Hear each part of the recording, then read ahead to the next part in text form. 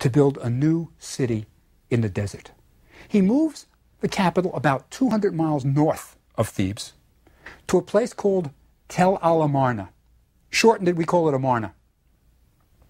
And builds an entirely new city. Now, why does he move to this godforsaken place in the desert? The answer is there were no gods there before. Nobody ever lived there before. It's virgin territory. And he is going to build a whole new religious community in the desert. It must have been a little bit like Brigham Young leading the Mormons to Utah. In this vast wasteland, they will build a new society and a new religion. Now, it's interesting to think about who moves with Akhenaten. He's leaving Thebes. Who's going to go with him? My feeling is it's the losers. It's the people who have nothing to lose. They're not that well established in society. And here you got the Pharaoh who's saying, we've got a whole new religion, come with me. Why not?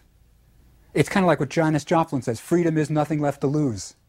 And the well-established people stay back in Thebes. For example, if you've built your tomb in Thebes and you believe in the old religion that Osiris, the god of the dead, is going to welcome you in the next world, you're not going to leave all that.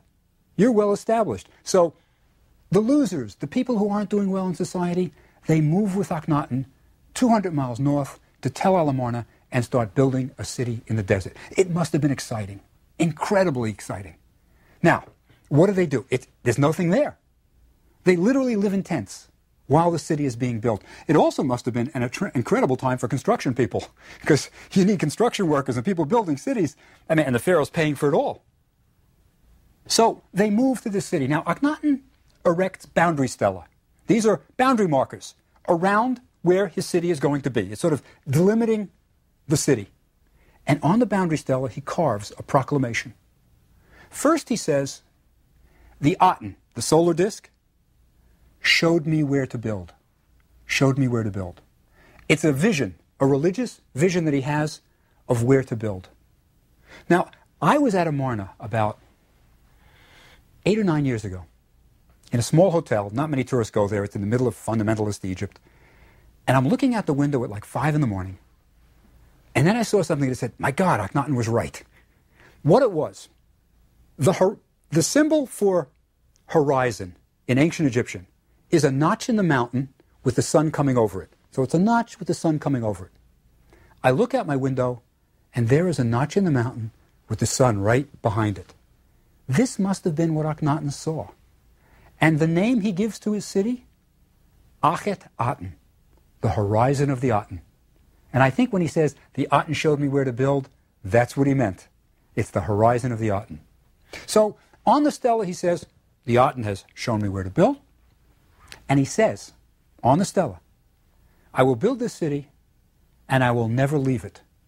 I will not go past its northern boundary.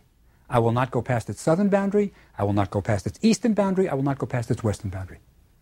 The Pharaoh is never going to leave this city. He certainly can't lead the army. He can't even govern Egypt. He's in isolation here. What is going to happen? Well, Akhenaten continues ruling. He is not the political leader anymore. He's not the military leader. He only seems to care about religion. We have archives written by the ambassadors, the Egyptian ambassadors, to foreign lands. And they write to Akhenaten and say, we're not respected anymore. They are attacking my house. Send the army. Akhenaten never replies. We get another letter back from maybe one guy is named Ribadi. He wrote about 12 letters. He was being attacked. They were beating him up. He says, please, Pharaoh, send, never a reply, ever. Egypt is going downhill, and the Pharaoh doesn't seem to care. He is the religious mystic, and he writes the religious hymns. And I want to read to you the hymn to the Aten. It is a religious hymn written well before either the Hebrew Bible or the Christian Bible by Akhenaten. He is the sole priest of this religion, the high priest. And it's called the Hymn to the Aten. It will sound biblical. I think you'll be amazed. But for Egypt, it's a tremendous change. Just listen. I wish I had a great voice that I could read this in, but this is what he says. Hymn to the Aten by Akhenaten. Splendid you rise, O living Aten, eternal Lord. You are radiant, beauteous, mighty. Your love is great, immense.